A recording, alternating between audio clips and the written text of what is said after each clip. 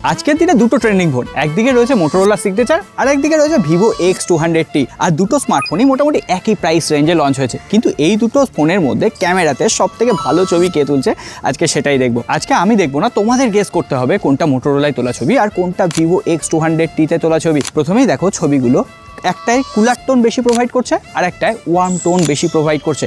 বাদ বাকি দুটোতেই পোর্ট্রেট লেন্সের ছবিগুলো কিন্তু দুর্ধর্ষ আসছে। এইডস টু রেজোলিউশন একদম পারফেক্টলি ছিল। তবে হ্যাঁ, দুটো ফোনেরই বেশ কিছু অ্যাডভান্টেজ আছে। মোটোরোলা সিগনেচারের অ্যাডভান্টেজ হচ্ছে এখানে তোমরা 8K 30 FPS ভিডিও শ্যুট করতে পারবে, যেটা ভিভোতে করা যায় না। আবার ভিভোর অ্যাডভান্টেজ হচ্ছে এখানে 100mm তোমরা পোর্ট্রেট লেন্সের ছবি তুলতে পারবে, মানে লেন্স সুইচ করে এখানে আপ টু 85mm তোমরা পোর্ট্রেট মোডের ছবি তুলতে পারবে। এখানে 100mm পর্যন্ত যাচ্ছে না। ওভারঅল দুটো ফোনেরই ডাইনামিক রেঞ্জ থেকে শুরু করে HDR কন্ট্রোল একদম নিয়ারলি পারফেক্ট লেগেছে। আর দুটো স্মার্টফোন দিয়ে ভিডিও যথেষ্ট স্টেবলভাবে করা যায়। ভিভোতে পোর্ট্রেট ভিডিও শ্যুট করা যায়, কিন্তু মোটোরোলাতে পোর্ট্রেট ভিডিও অপশান নেই। সো এবার ঝটপট তোমরা কমেন্ট করে লিখে জানাও কোনটা মোটোরোলায় তোলা ছবি আর কোনটা ভিভোতে তোলা ছবি। আমি তারপরে ব্রডকাস্ট চ্যানেলে এই রেজাল্টটা আপলোড করে দেবো। তবে হ্যাঁ, ফলো করে দেখো বস এই ধরনের ইন্টারেস্টিং ক্যামেরা কম্পারিজনের জন্য।